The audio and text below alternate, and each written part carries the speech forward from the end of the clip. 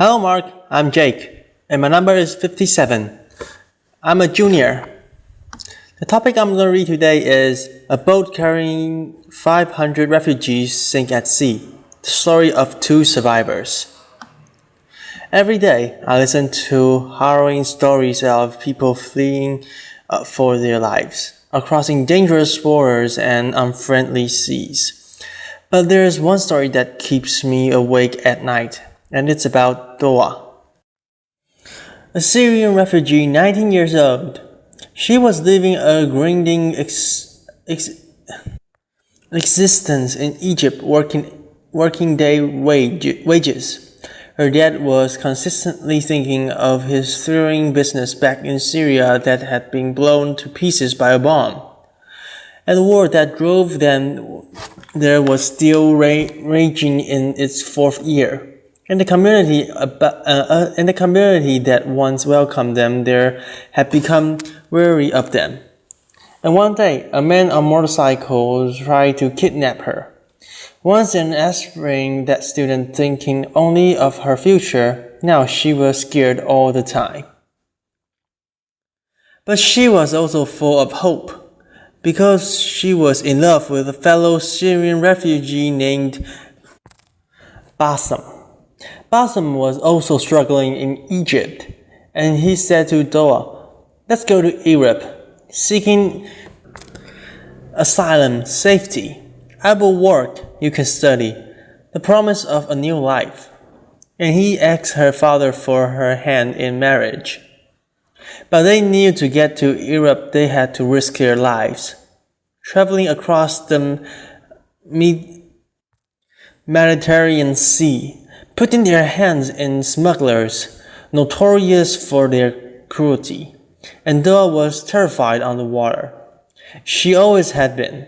She never learned to swim. It was August that year, and already 2,000 people had died trying to cross the Mediterranean. But Doa knew of a friend whom had made it all the way to northern Europe, and she thought maybe we can too. So she asked her parents if they could go, and after a painful discussion, they consented, and Bassem paid his entire life saving $2,500 each to the smugglers. It was a Saturday morning when the call came, and they were taken by bus to a beach. Hundreds of people on the beach. They were taken then by small boats onto an old fishing boat. 500 of them crammed onto that boat. 300 below, 500 above. There were Syrians, Palestinians, Africans, Muslims, and Christians. 100 children, including little Sandra, 6-year-old, and Maza, 18 months. There were families on that boat, crammed together shoulder to shoulder, feet to feet. Doa was sitting with her legs crammed up to her chest, Bassem holding her hands. Day 2 on the water, they were sick with worry and sick to the stomach from the rough sea. Day 3, Doa had a premonition, and she said to Bassem, "I fear we're not going to make it. I feel that the boat is going to sink." And Bassem said to her, "Please be patient. We will make it to Sweden, we will get married, and we will have a future." Day 4, the passengers were getting agitated. They asked the captain, "When will we get there?" He told them to shut up, and he insulted them. And he said, "In 16 hours, we will reach the shore of Italy." They were weak and weary. Soon they saw a boat approach, a smaller boat, 10 men on board, who started at them, hurling insults, throwing sticks, asking them to all disembark, and get on this smaller, more unseaworthy boat. The parents were terrified for their children, and they collectively refused to disembark. So the boat sped away in anger, and half an hour later came back. and started deliberately ramming a hole in the side of Doa's boat, just below where she and Bosom were sitting. And she heard they yelled, "Let the fish eat your flesh." And they started laughing as the boat capsized and sank. The 300 people below deck were doomed. Doa was holding onto the side of the boat as it sank, and watched in horror as a small child was cut to pieces by the propeller. Bosom said to her, "Please let go, or you'll be swept in the propeller will kill you too." And remember, she can't swim. But she let go, and she started moving her arms and her legs, thinking that this is swimming, and miraculously, Bosom found a life ring. It was one of those child rings that they used to play in swimming pools on calm seas, and Doa climbed onto the ring, her arms and her legs dangling by the side. Bosom was a good swimmer, so he held her hand and tread water. Around them there were corpses. Around 100 people survived initially, and they started coming together in groups, praying for rescue. But when a day went by and no one came, some people gave up hope, and Doa and Bosom watched as men in the distance took their life vests off and sank into the water. One man approached them with a small baby perched on his shoulder. 9-month-old Malik. He was holding on to a gas canister to stay afloat, and he said to them, I fear I'm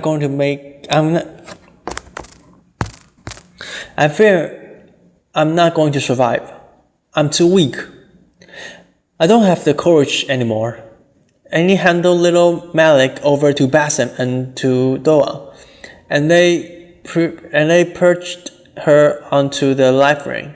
So now they were three: Doa, Bosom, and little Malik. And let me take a pause in this story right here and ask the question: why do refugees like Doa take these kind of risks? Millions of refugees are living in exile, in limbo. They're living in countries from war that has been raging for 4 years. Even if they want to return, they can't. Their home, their business, their towns and their cities have been completely destroyed. This is a UNESCO World Heritage City, homes in Syria. So people continue to flee into neighborhoods, countries. And we build refugee camps for them in the desert. Hundreds of thousands of people live in camps like these. And thousands more, millions, live in towns and cities. And the communities, the neighboring countries, the neighboring country that once welcomed them with open arms and hearts are overwhelmed. There are simply not enough school, water system, sanitation. Even rich European countries could never handle such an influx without massive investments. The Syria war has driven almost 4 million people over the borders, but over 7 million people are on the run inside the country. That means that over half the Syrian population has been forced to flee back to those neighboring countries hosting so many. They feel that the richer world has done too little to support them, and days have turned into months into years. A refugee stay is supposed to be temporary. Back to Doa and Bosom in the water. It was their second date, and Bosom was getting very weak. And now it was Doa's turn to say to Bosom, "My love, please hold on to the hope, to our future. We will make it." And he said to her, "I'm sorry, my love, that I put you in this situation. I have never loved anyone as much as I love you." And he released himself into the water. and Doa watched as the love of her life drawn before her eyes. Later that day, a mother came up to Doa with her small 18-month-old daughter, Maza. This was the little girl I showed you in the picture earlier, with the life vest. Her old sister, Sandra, had just drowned, and her mother knew she had to do everything in her power to save her daughter. And she said to Doa, "Please take this child. Let her be part of you. I will not survive." And then she went away and drowned.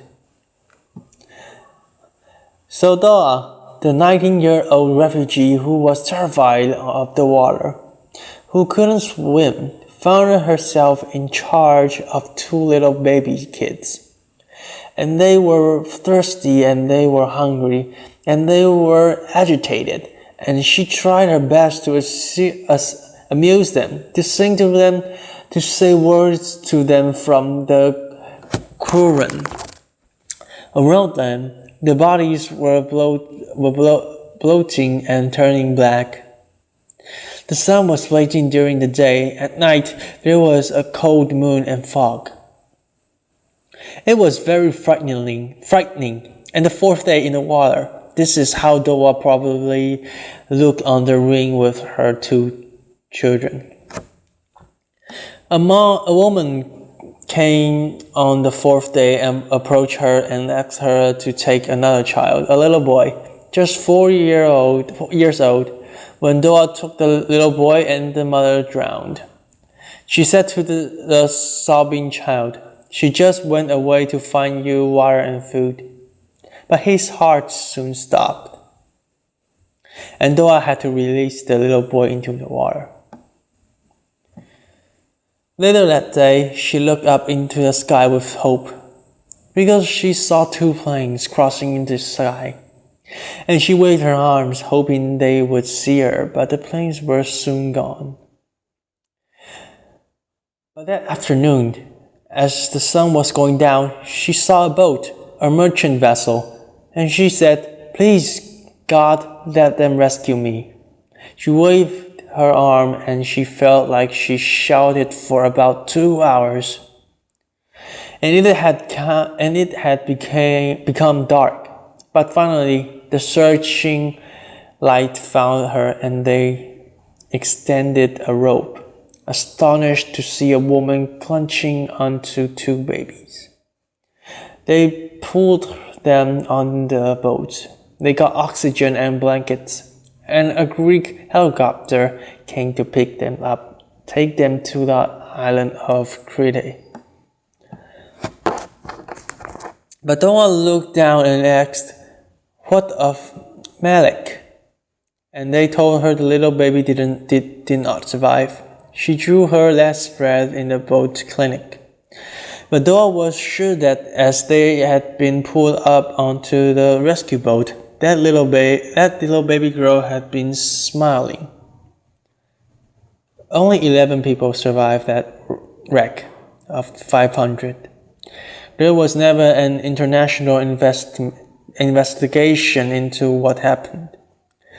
There were some media reports about mass murder at sea, a terrible tragedy, but that was only for one day.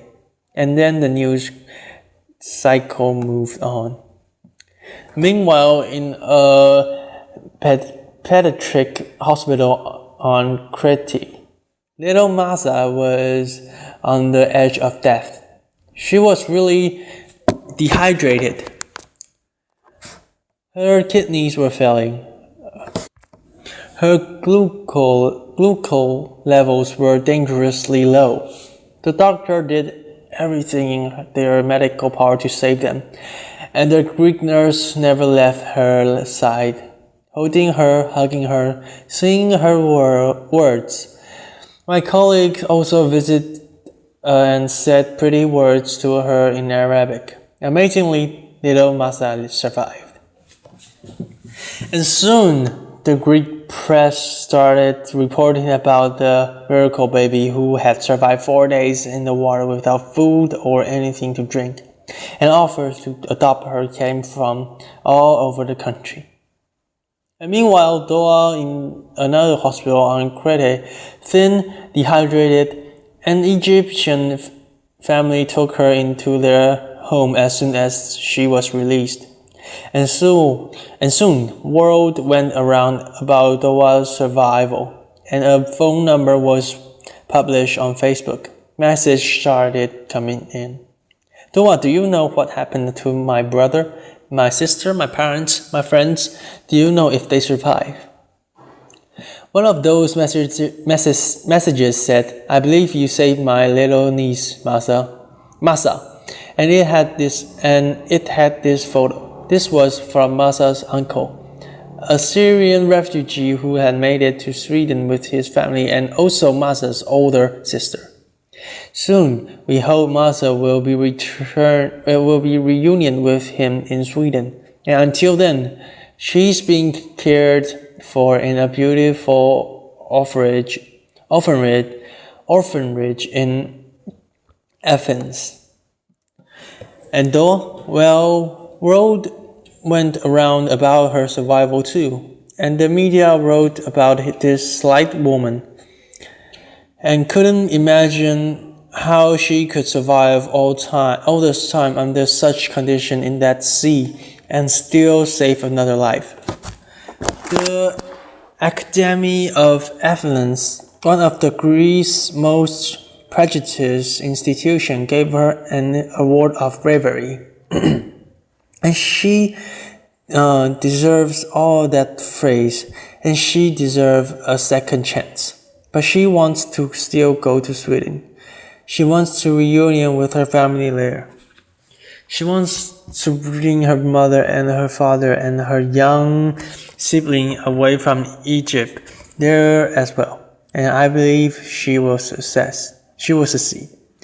She wants to become a lawyer, a politician, or something that can help fight injustice. She is an extraordinary survivor. But I have to ask, what if she didn't have to take that risk? Why did she have to go through all that? Why wasn't there a legal way for her to study in Europe? Why couldn't Masa have taken an airplane to Sweden? Why couldn't Bassam have found work? Why is there no massive resettlement program for Syrian refugees, the victim of the worst war of our times? The world did this for the Vietnamese in the 1970s. Why not now? Why is there so little investment in the neighboring countries hosting so many refugees? And why? The real question is so little being done to stop the war. The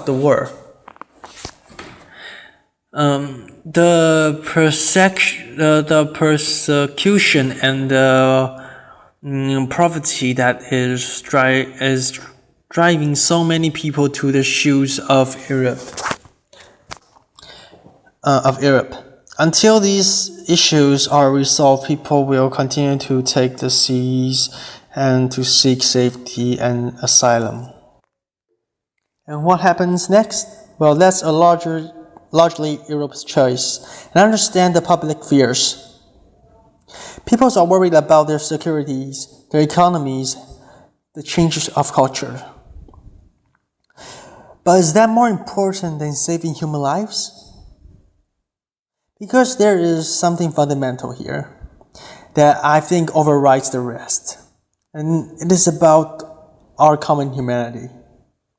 No person fleeing war or persecution should have to die crossing a sea to reach safety. A pause. One thing is for sure, that no refugee would be on those dangerous boats if they could thrive where they are, and no migrant would take that dangerous journey if they had enough food for themselves and their children, and no one would put their life saving in the hands of those notorious smugglers if there was a legal way to migrate. So on behalf of little Martha and on behalf of Noah and of Blossom and of those 500 people who drowned with them. Can we make sure that they did not die in vain? Could we be inspired by what happened and take a stand for a world in which every life matters? Thank you. A pause.